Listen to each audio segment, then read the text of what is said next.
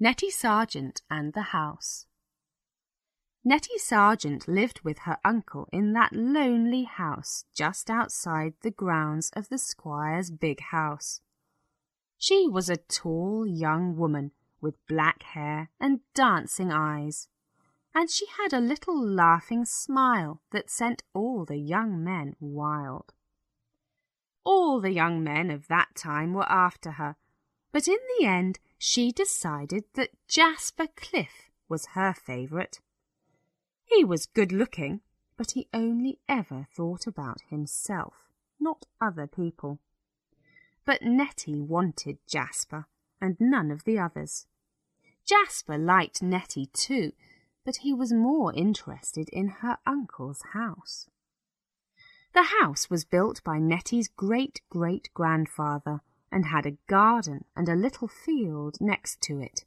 But it was a leasehold house, because the ground belonged to the squire. "And what happens," Jasper asked Nettie one day, "when your uncle dies?" "The house, garden and field will go back to the squire," said Nettie. "But if uncle pays a few pounds, he can renew the leasehold and put another name on it. Then the squire can't get the house back until that person dies." "And what is your uncle going to do?" asked Jasper. "Oh, he's going to renew the leasehold and put my name on it. He told me that months ago." Nettie's uncle knew that it was important to renew the leasehold, because the squire was very anxious to get the house back. The squire didn't like all those little leaseholds on his ground, and he wanted to pull the house down and make it all nice and tidy. Nettie's uncle knew this very well, but he still didn't renew the leasehold. He didn't like Jasper Cliff, so perhaps he didn't like to think of Jasper marrying Nettie and living in the house when he was dead.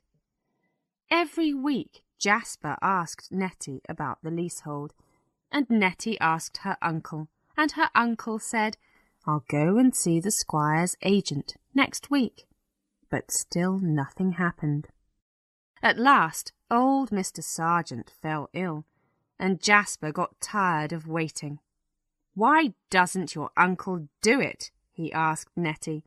"I tell you, if you lose the house and ground, I won't marry you, and there's an end of it."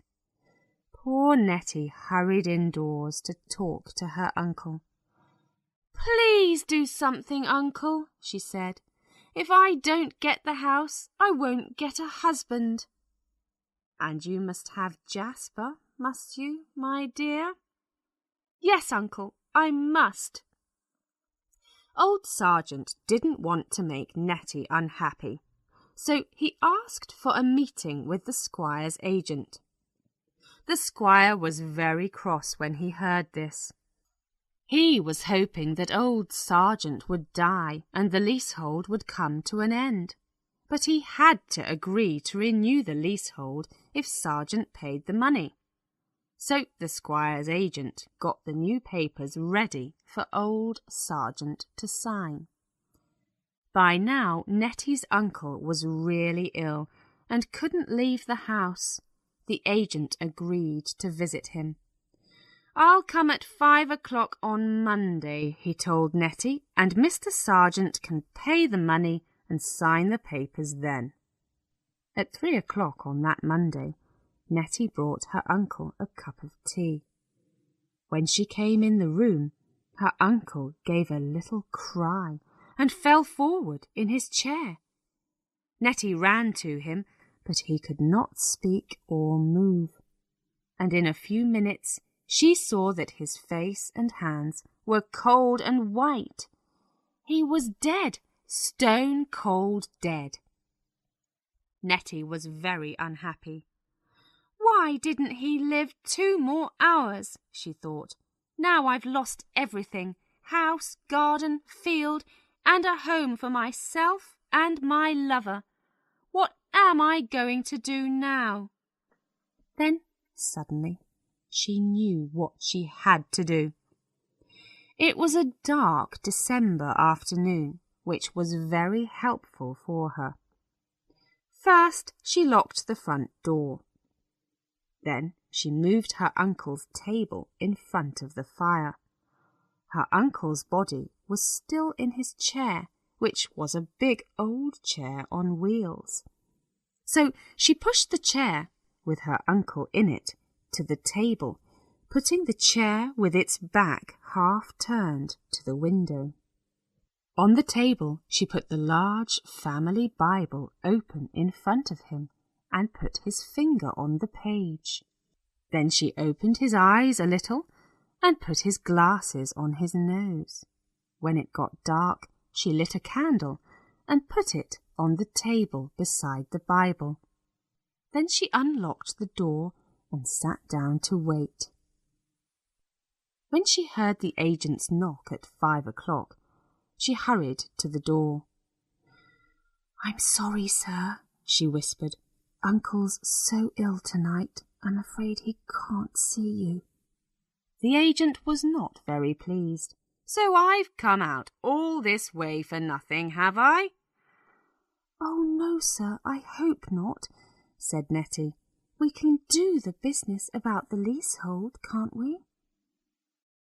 "Of course not. He must pay the money and sign the household papers in front of me. I have to be a witness." Nettie looked worried. "Uncle is so afraid of business things like this. His hands were shaking when I told him that you were coming today." "Poor old man. I'm sorry for him," said the agent. "But he must sign the papers, and I must be a witness." "Yes, I understand that, sir," said Nettie. She thought for a minute.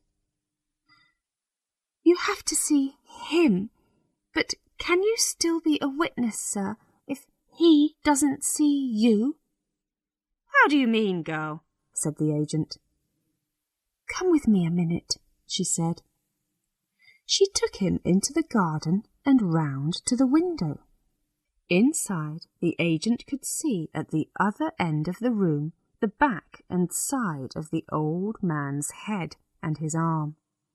He could see the glasses on his nose and the book and the candle on the table. "He's reading his Bible, sir," said Nettie in her softest, sweetest voice. "Yes, I see that," said the agent. "But nobody ever sees him in church, do they?" "No, but he loves his Bible," said Nettie. "I think he's sleeping a little at the moment, but that's not surprising in an old man who's so unwell. Now, sir, can you stand here at the window and watch him sign the papers? Then he won't see you, and he won't be worried and unhappy about it all.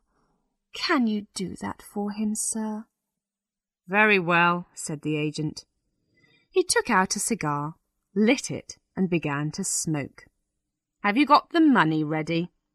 "Yes," said Nettie. "I'll bring it out." She hurried inside and brought out the money. The agent counted it, then gave Nettie the leasehold papers.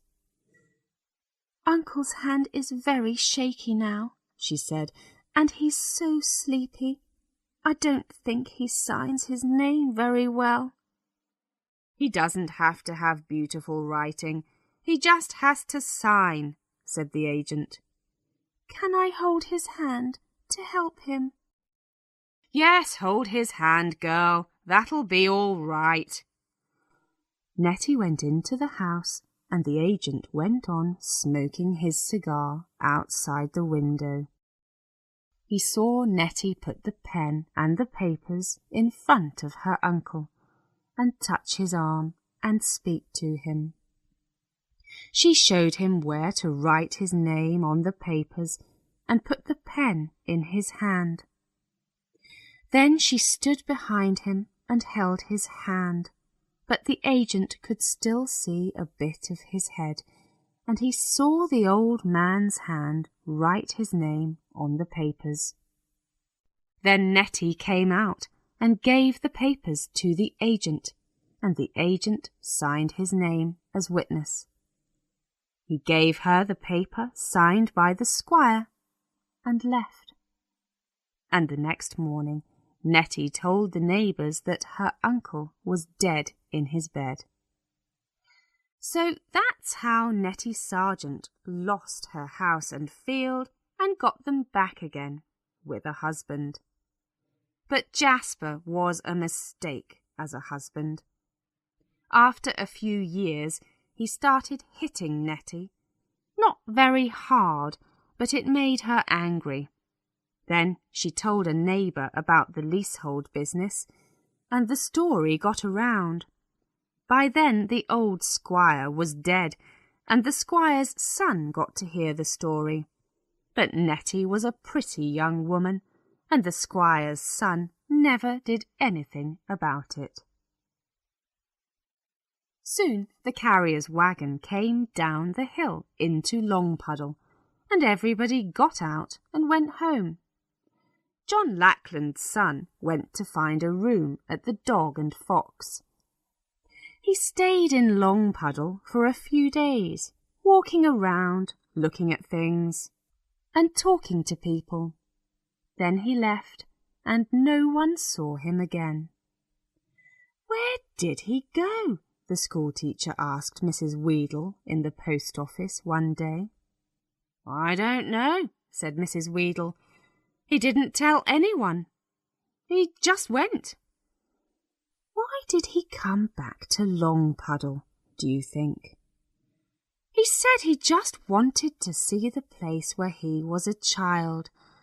But perhaps he came back to get a wife and couldn't find one. Who knows?